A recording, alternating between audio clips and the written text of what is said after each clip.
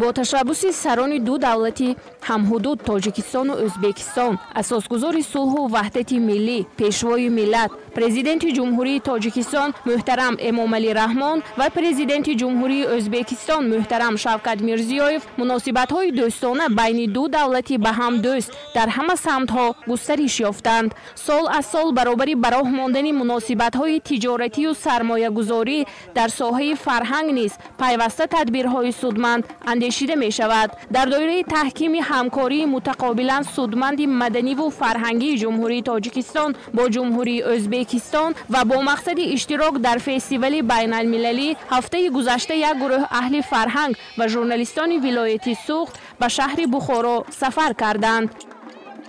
ما یک گروه نمایندگان فرهنگی ولایت سوخت از جمهوری تاجیکستان به شهر بخارای جمهوری ازبکستان برای اشتراک در فستیوال ابریشم تشریف آوردیم. ما خیلی شاد هستیم که دوستی بین جمهوری تاجیکستان و ازبکستان پایدار است و بگذار همیشه جاودانه باشد. هر سال در شهر بخارا فستیوال بین المللی ابریشم و زیرواری ها برگزار می گردد که در این فستیوال سطح بلند صنعتکاران، هنرمندان و تاجران بیش از 10 کشور عالم شرکت می نمایند. ما برای گذرانیدن فستیوال ابریشم و زیرواری ها جمع آمده ایم. در این فستیوال از هر گوشه عالم مردم آمدند تا تماشا کنند و بهره برند. در این فستیوال هنرمندان از ازبکستان و تاجیکستان به هم آمدند که به فکر من این بسیار چیز خوب است. در شهر قدیمی بخارا برگزاری چنین چاره‌بینی ها فکر می کنم برای مستحکم کردن دوستی بین خلق ها نیز زمینه مساعد می گذارد. من و دیگر هنرمندانی که اینجا قرار دارند از دیدار همتاهای تاجیکمان بسیار خرسند هستیم. بگذار دوستی ها جاودانی باشد.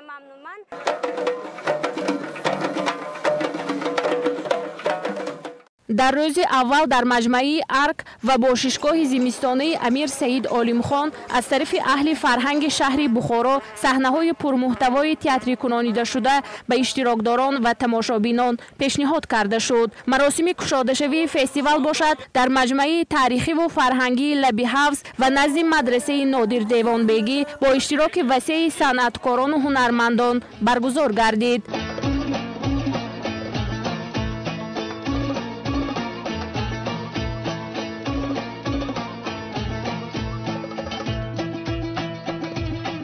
Bugun shahrimizda an'anaviy Ipak va ziravorlar festivalini 21-marta o'tkazyapmiz. امروز در شهر ما 21مین فستیوال انعنوی ابریشم و زیرواری ها برگزار شده ایستاده است.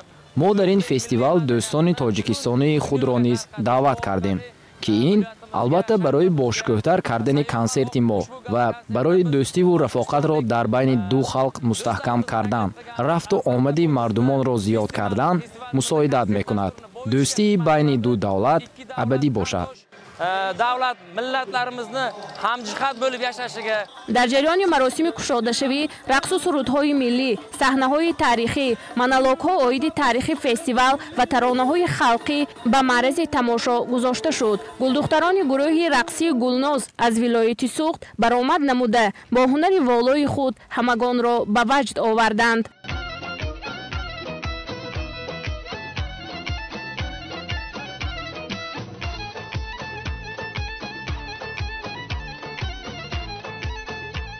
ما همیشه اخلاصی بلند داریم رقص تاجیک و همیشه کنسرت دستور ما بر رقص تاجیک همیشه هست ما بر رقص کلوبی، مچونی، خطلونی، زرفشانی، عینی، رقصشان کتی ما همیشه کومری رقص کوم رو نقص دیده بسیار دلمون نزدیک چونکی فرهنگ ما سنت ما یک رقص بخارا کتی تاجیک رقص بسیار ماننده دارد.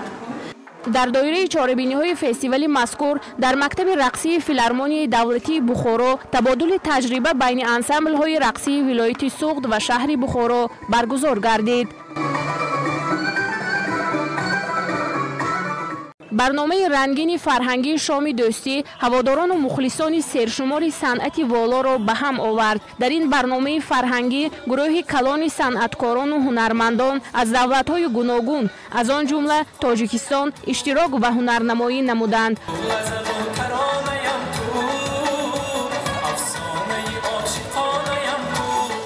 شکری تنجی و امانی آسمانی صافی بی غبار اساسش دوستی خلقها. من بسیار خرسند هستم که ما یک گروه اهل فرهنگ صنعت تاجیکستان در بخارای شریف قرار داریم. در جشن‌های ملی مردم آمده اشتراک دادیم و صنعت ملی خود را صنعت تاجیکی را نشان داده ایستادیم. اساسش در آن است که در حقیقت دوستی این از یکدیگر آموختن، از یکدیگر باخبر شدن این بسیار ثمره نظم می‌دهد.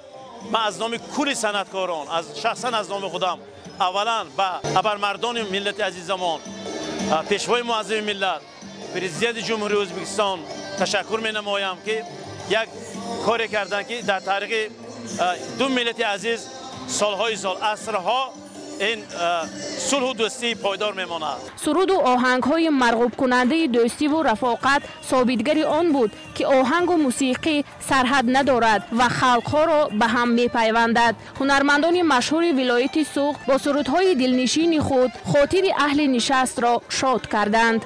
فستیوال‌ها در بین خلق‌های تاجیک و ازبک ابدالابد باشد. همین رفت و آمد جمهوری تاجیکستان و جمهوری ازبکستان دوستی ابدی باشد. هنرمندان و اهل فرهنگ هر دو دولت از باز بودن سرحدها و برقراری مناسبت‌های دوستانه کشورهای دوست و برادری تاجیکستان و ازبکستان بسیار شاد و مسرور بوده تمنا کردند که این رفت و آمد دوستانه جاودانی باشد.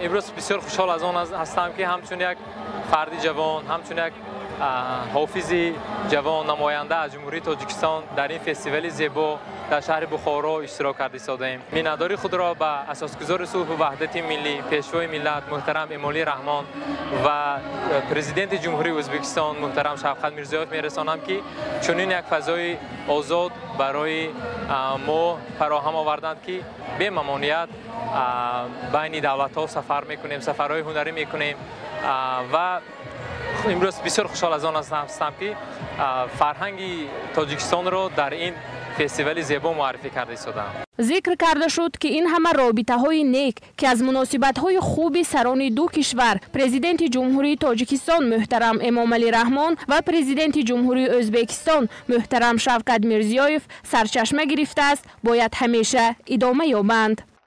خرسندم با دولت تاجیکستان برام اومدگی صنعتکارا ما هممون جمع شده برای مخلصا برای توریستا همین کنسرت میمونیم. ما اهل گروه از ولایت سوق و شهر بخارا آمدیم. عنعنه‌های ملی ما بسیار مانند است. ما خرسند هستیم که دوستی خلق ما برقرار است. در روز سیوم فستیوال کنسرت باشکوه با اشتراک حافظان و هنرمندان کشورهای گوناگون از آن جمله تاجیکستان برگزار گردید. البته ازبک تاجیک مناسبتاش هر قدیم دور بابند جدا هم نزدیک بودگی و ماها یک دریا بر آب خوردگی دولت خلق ماها و البته نیم بعد هم مایه مناسبتامو دوستلیک شده دوام کنند گفتگی نیت داریم. ما امروز بخارای شریف و بیرام داریم. بیرام داشته بیرام تاجیک دوست برادرامو کردیم ناز بزرگ میلا میکنم که این خیلی بیرامو نویل میشود و دوست برادرامو کردیم بیرامو با فستیوال با میروید میلا میکنم این خیلی تاجیکستان به میشود از بخارا باید دوست برادرامو رفتنیت داریم.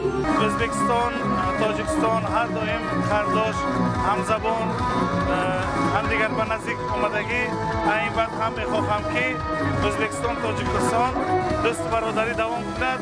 شامتتان در بخارای شریف. تشکیل و برگزاری فستیوال مذکور به حکم عنعنه در آمده همه ساله در سطح بلند برگزار می گردد. گزارش پریناز احمدزاده، بزرگمهر شاملیکوف، شهر بخارا.